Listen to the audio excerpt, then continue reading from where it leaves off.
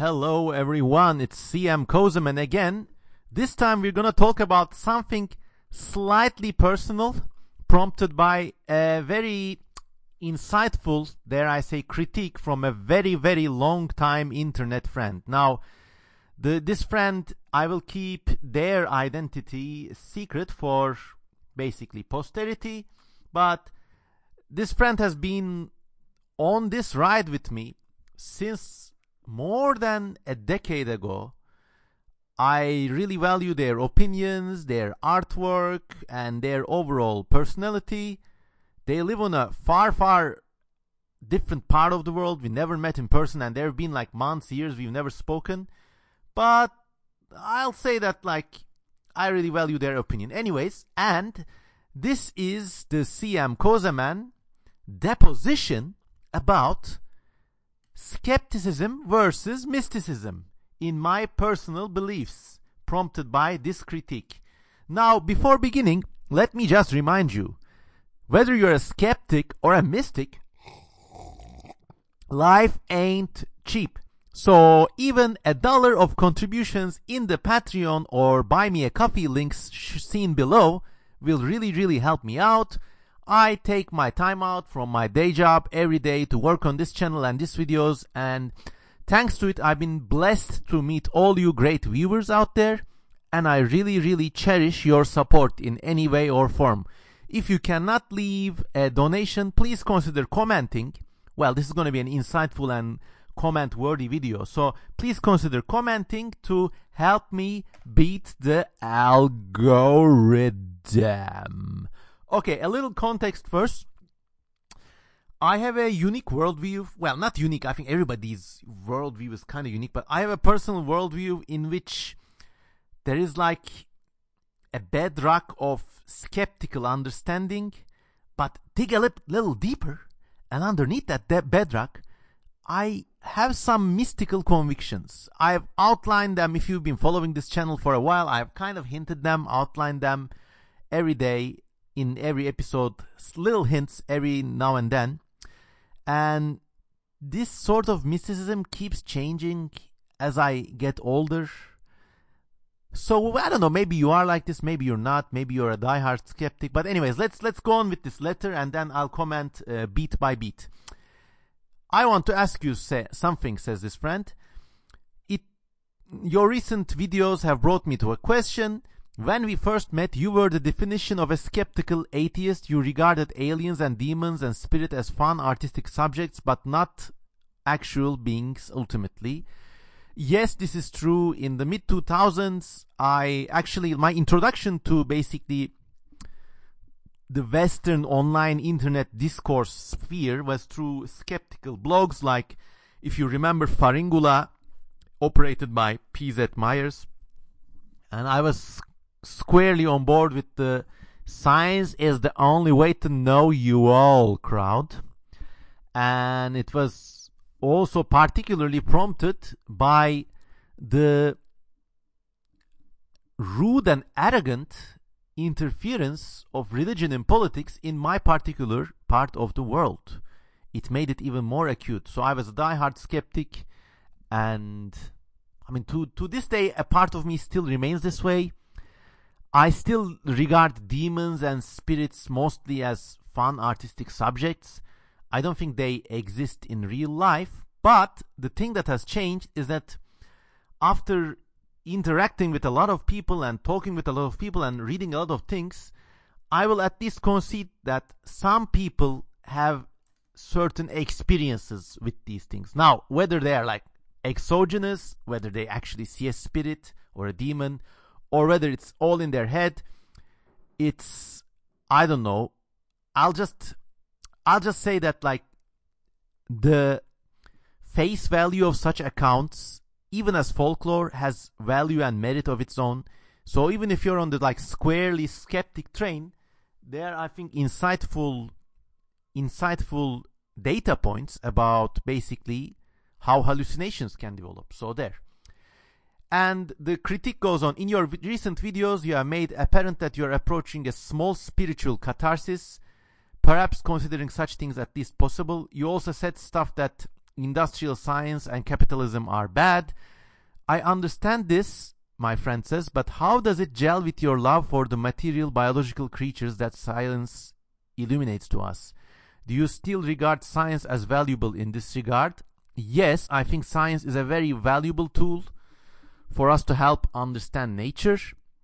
I mean, the easiest difference you can see that in my part of the world, for example, there are these snake healers, okay? These are people who, they might still exist in the present day. They certainly existed until like a couple of generations ago. They basically like take snakes up in bags, and they have like zero scientific training, so they have all kinds of like weird beliefs, like they believe certain snakes, which are actually just harmless but fast moving, they are like the deadliest snakes, and they believe they can like burrow through concrete, shooting like arrows, like shot by a snake almost. And in fact, these are like the harmless Colubur Najadum type of, like the harmless but aggressive and fast moving snakes. They also have weird beliefs, like, I don't know, they believe that lizards help refuel snakes with science, and very weirdly and somewhat dangerously, they believe that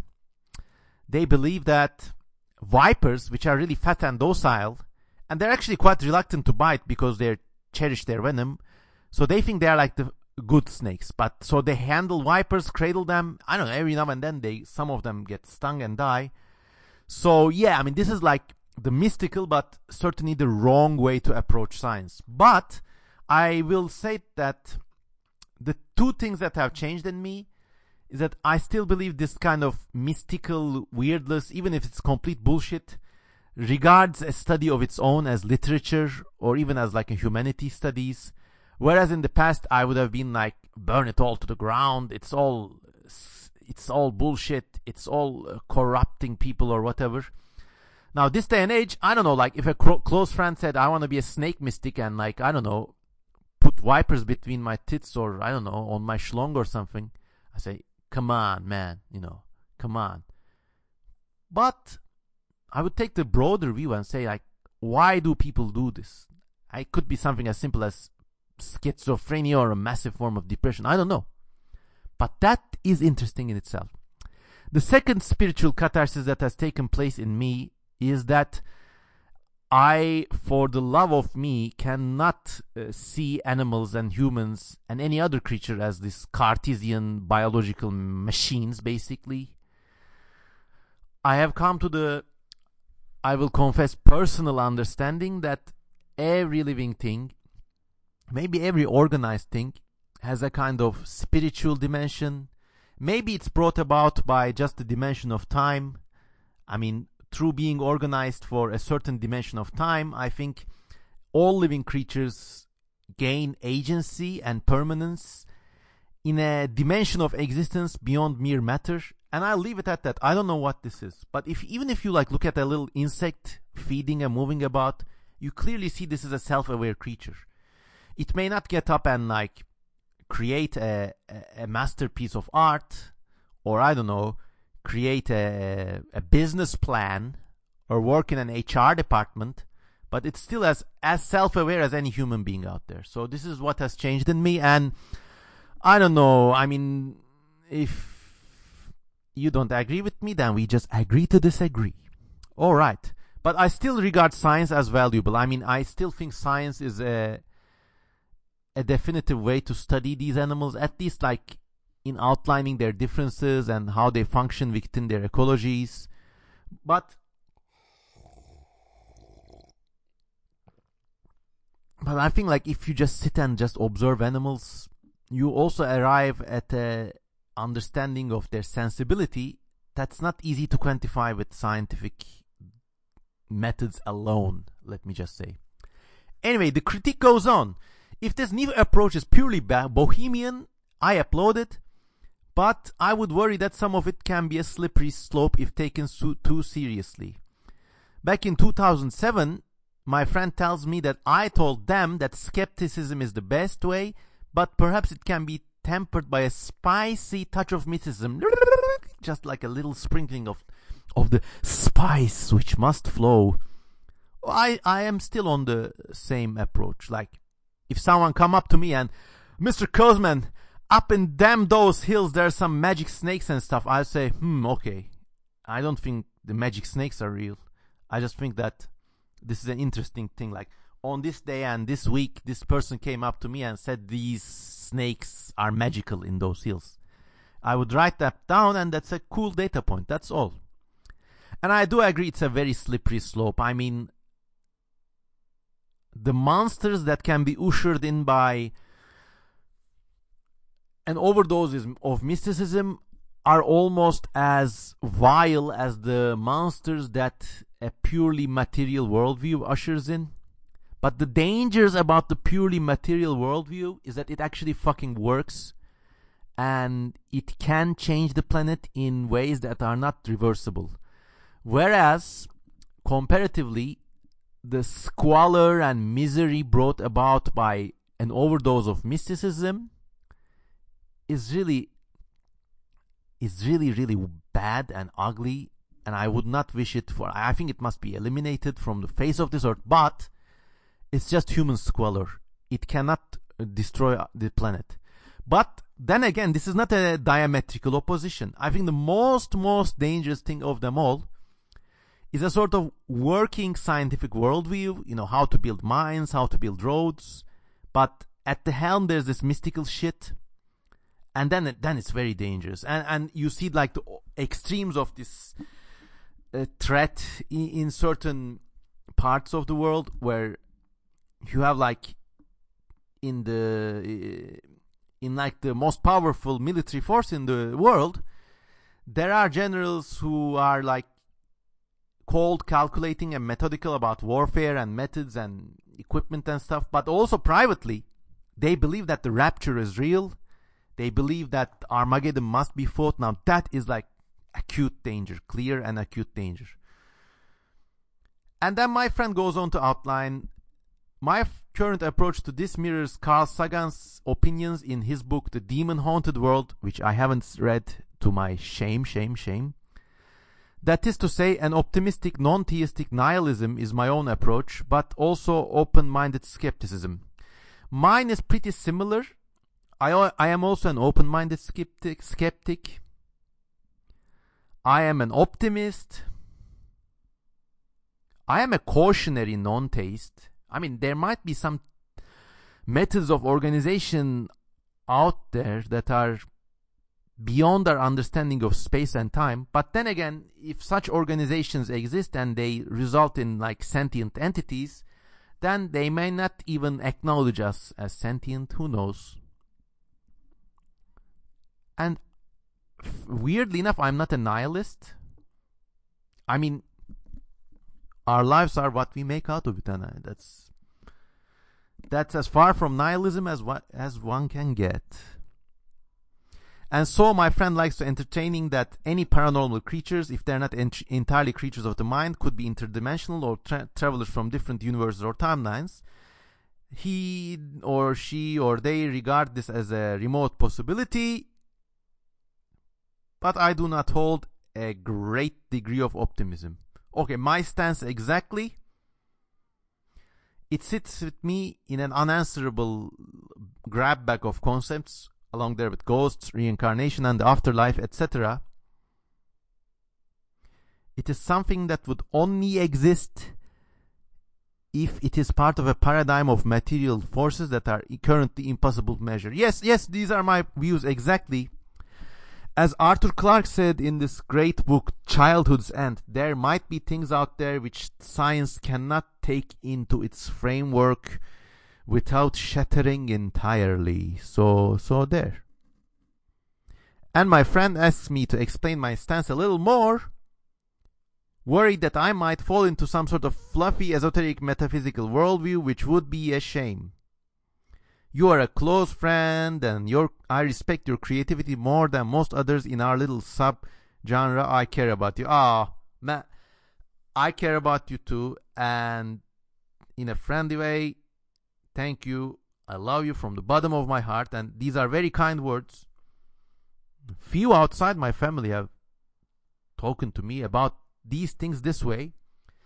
But rest assured, I will not be going Deepak Chopra anytime soon. But I will just leaving the window a little open, just so that little breeze gets in. So in the unlikely case that a Mothman flies in from the window, I wouldn't be too shocked. I think you should have this ready for everything stance, mentally as well as physically, as much as you can get. But I do see there are clear dangers from this. You could fall into this disgusting worldview of manifestations, and there's these people who jot down things they want to happen in little journals and shit, and believe they can come true. Oh boy, only if it was that simple. So that's not something I would ever want to end up as. But more often than that, I realize the more I meet people, the more I encounter life, basically, that such things happen. People who claim to have had such spiritual experiences also shoulder immeasurable burdens in daily life, and maybe it's just a coping mechanism, but in a certain way it also deserves respect. But then there are clear predators. If you follow this channel, a few months back we did a skeptical look at Whitley Strieber and his Communion book, and that was kind of the catharsis for me. The window to believe, the window for the desire to believe was a bit more open for me when I first read that book. I said, maybe there's something going on there. But I read that book, and it turns out to be this the most upper middle class white American kind of ignorant, uncreative, self-absorbed, arrogant, and boring piece of pap. So that was not a genuine place to look for accounts of mystical catharsis. So there, it's kind of given me a shot in the arm, and this letter, I really, really value it.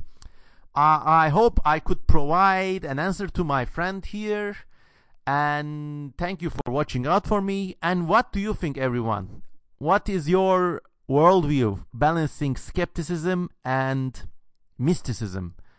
Certainly a bit of both every now and then helps one keep a healthy mental composure. But extraordinary claims need extraordinary evidence. So there, this was an unusual self-reflecting episode. Thank you for following. Please leave a comment, and please consider supporting me on patreon.com, and have a good day. This has been CM Kozeman. Goodbye.